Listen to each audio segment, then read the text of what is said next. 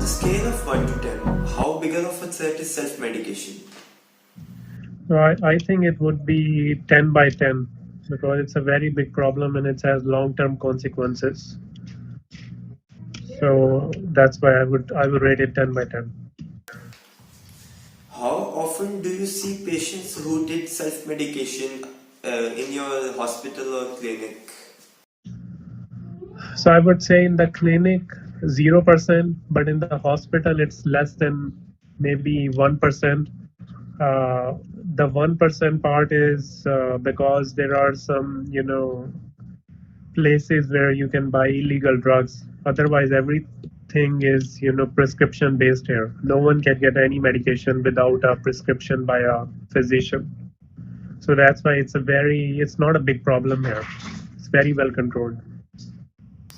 In your opinion, why do USA have less patients who suffered from effects of self-medication as compared to Pakistan? I think their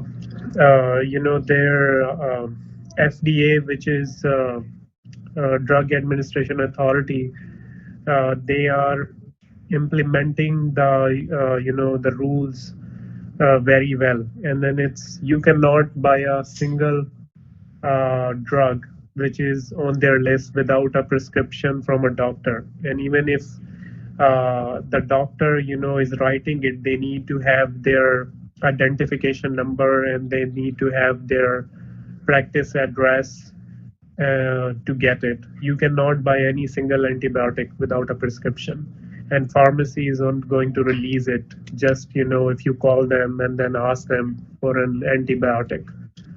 So it's very well regulated, I think. And then the difference is that in Pakistan, it's not well regulated. You can just go to a pharmacist and ask, oh, I need this or I need that. And then the other thing is that pharmacists are, trying to practice their own,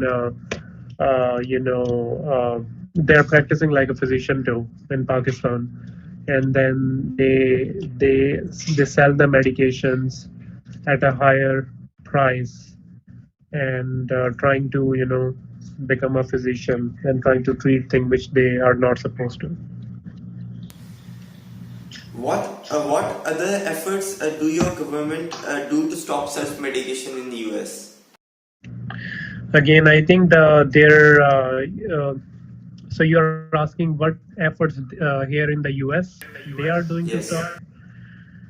So I think the biggest thing is that they are regulating it so strictly that any of the pharmacist or pharmacy, they cannot release a single medication which is on the list of prescribing medications without prescriber name, identification number, and then practice address. So if someone tries to go there and buy something, they are not going to give it because everything is online, everything is recorded. Let's say if they have let's just pick an example, they have 100 antibiotics, it's in the system, and you need if you are giving someone one or two antibiotics without prescription, then in the system you need to answer it. You need to tell who was the prescriber, what was the practicing address. So they have made the system so well that no one can beat it. Technically they have to put it in, they have to justify where their antibiotics went if they're not putting the prescriber name.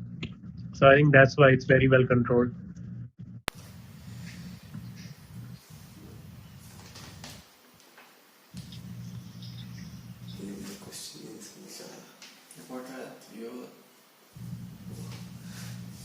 What are your advices for the health system of Pakistan to stop self-medication? I think it's a two-step process. The first is the patient themselves. They need to realize it that self-medication is very dangerous, and then it can lead to several complications, like antibiotic resistance is one of them. So a lot of medication which they are taking right now, the bacteria and viruses, they are getting resistant to those because people are self-medicating. They don't need it, but they are using it. As a consequence, the bacteria and the viruses, all the bugs are learning how to fight those medications, so they are not going to work anymore. Then you have to use stronger medications, and those stronger medications have, you know, more side effects. So it's like a cycle. So it needs to stop. And then I think the patient education through government or health sector, it's very important. The second part is on the pharmacy. So they need to make a system where the pharmacist cannot release or sell a antibiotic or any prescription medication, we call prescription medication, without a prescription, doctor name, doctor, their identifier and their practice. So, and then it needs to be regulated very strictly. And if anyone is doing it, then there need to be fines, and then fines need to be more like not, just maybe 100 or 200 rupees. It needs to be very heavy, or their, pharmacy needs to be blocked or sealed, so that they understand that this is very important. So I think it's, pharmacist, pharmacy, their part, and then the patient and people themselves, they both have to play a part in this. And it's a process. It's going to take 5 to 10 years, but if you have to start somewhere. If you start right now, then it may happen. So I think that's Thank my you. conclusion.